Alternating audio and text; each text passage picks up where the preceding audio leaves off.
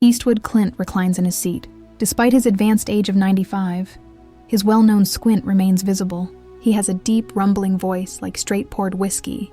The interviewer grins knowingly and adds, "Clint, you've been the tough guy, the outlaw, the cowboy, and the cop. But off-screen, which actresses really tempted you?" Clint doesn't respond to the query. Just long enough for everyone in the room to twitch. His trademark pause occurs. Then with a laugh as dry as desert grit, he lets out a laugh. "Well, at this age, what the hell do I gotta lose? I've worked with many beautiful women on many movies. To be honest, I nearly lost control of some of them. I gave it a lot of thought, but I never got around to doing some of them. I could have forgotten every line I had ever learned if I had been around 7 ladies." His rough hands lay on his knees as he leans forward, as though he were going to deal a winner. His eyes narrow. People think playing the gunslinger or the cop was tough, but standing 5 feet from some of these women, that was the real test of grit. You can practice stunts and fake a fight, but you can't fake how your heart races when the world's most beautiful woman looks you straight in the eye. That's simply keeping alive, not acting. There is a little pause, during which you might infer the response as he carefully finishes his drink. "I was the tough guy on screen, yes, but sometimes the hardest thing I ever did was behave myself," he adds, sporting a cunning smile hidden beneath his beard. "I'll also admit that I wasn't always successful. Cheryl Streep, to start." The memory softens the normally gruff timbre of Clint's voice, and he shifts in his chair. His head trembles as though he is viewing ancient films that are only visible to him. Saying Meryl Streep, that woman was dynamite.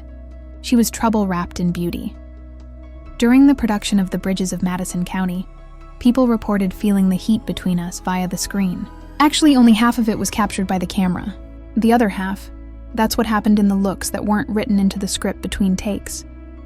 His deep laugh sounds like boots on the ground.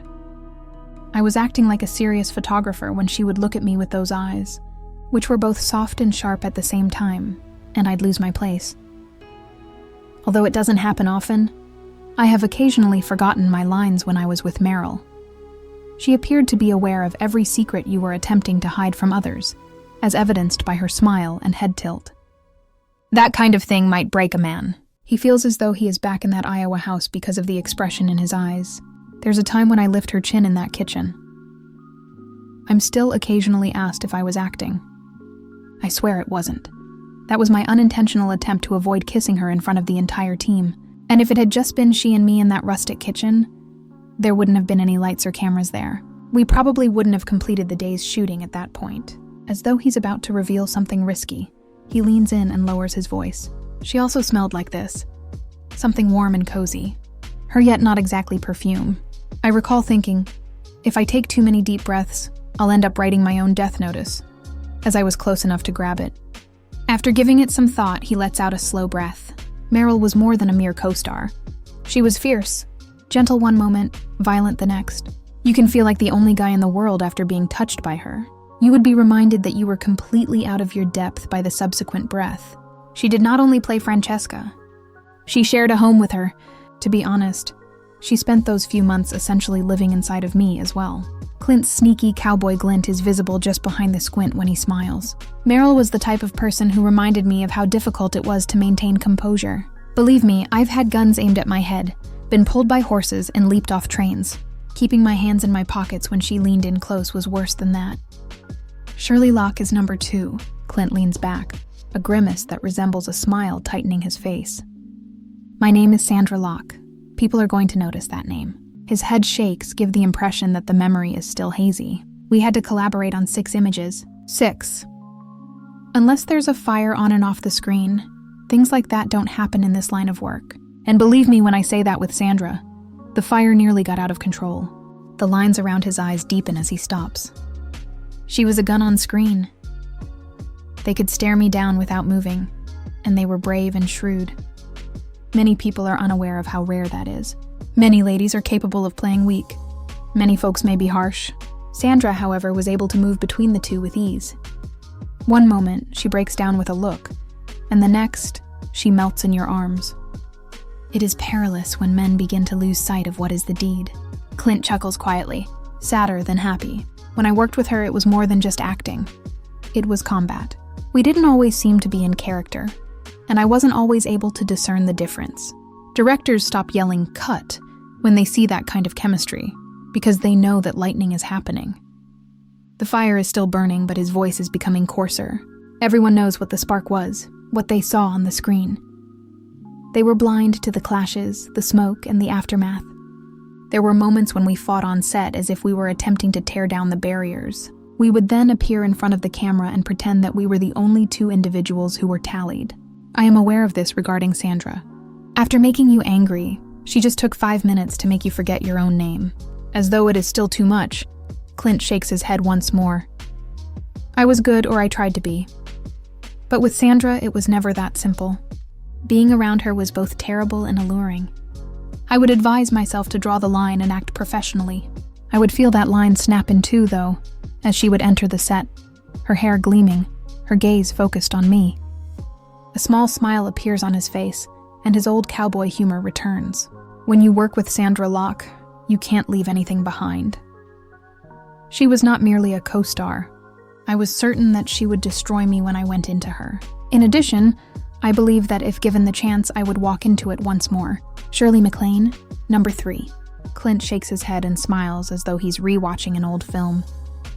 MacLaine, Shirley, a firework is now present. Sister Sarah and I collaborated on 2 Mules. She was not like any other woman I had ever met. As smart as a whip, with a sharp tongue and more sass than most men could handle in a 5-foot body. He places his arms on his knees and bends forward. She portrayed a nun on screen who wasn't truly who she appeared to be. Off-screen, the same fucking thing. She would give you the impression that she was very serious, businesslike, and serious for a little moment. One moment, she would laugh so loudly that the team was unable to hold the cameras motionless. And my goodness, her laughter ached. It wasn't pleasant or sweet. She seemed to be defying you not to fall in love with her, which was brave. There is a cunning glimmer in Clint's eyes as they narrow. Working with Shirley was frightening, but in a different way.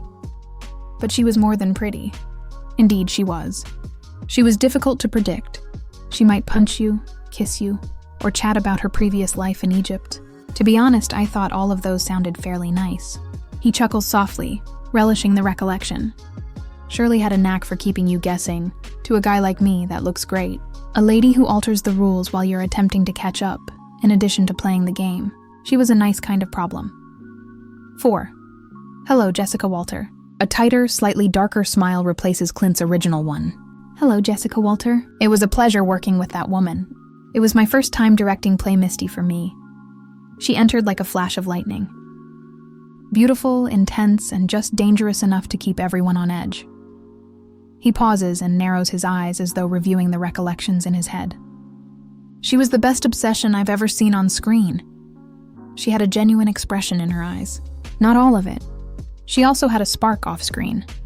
She had a way of looking right through you, as if she were pulling back the skin to see what you were hiding. You would immediately want to buy her a drink after hearing just one of these intelligent and humorous woman's lines. In the best way possible, it was crazy-making. Clint's voice trailed off as he exhaled. There were times when I wasn't sure where her character Evelyn ended and Jessica began. My thoughts would be, Lord, if she leans in any closer, I'm not leaving this scene clean. Her smile was both endearing and menacing. She was a mess and a temptation all at once. She is stunning, alluring, and a touch frightening. And believe me when I say that's a really difficult combination to turn down. 5. Mary Mills. Clint's tone softens, becoming almost melancholy. Mary Mills. She was a temptation unlike any other. She was blonde and fresh-faced with that California glow. Play Misty for me didn't require her to devour the scenery or raise her voice. When she entered the frame, everyone's heads turned. Mine is included. Under that beard, he pulls a face. She seemed innocent at first, but you could tell she was tough on the inside. She was the type of woman who found attention everywhere and didn't need to try to obtain it. That's the kind of beauty that breaks you without even trying, you thought. The truth is she nearly did. He ponders for a moment. She simply passed by on set one day while singing a song after a hard day when everyone was exhausted.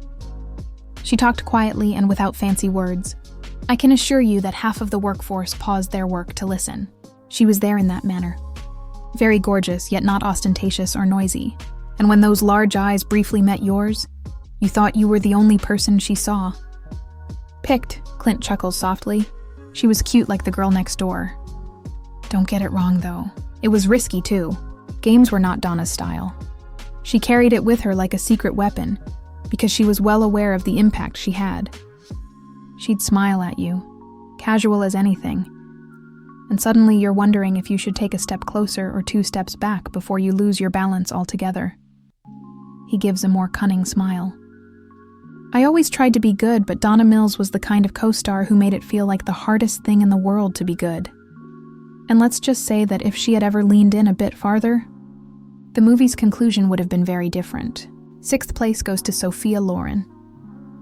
When Clint reclines, his well-known squint becomes somewhat less severe, as if he is in awe. Lauren, Sophia, tell me please that the woman was more than simply an actress. She was quite powerful.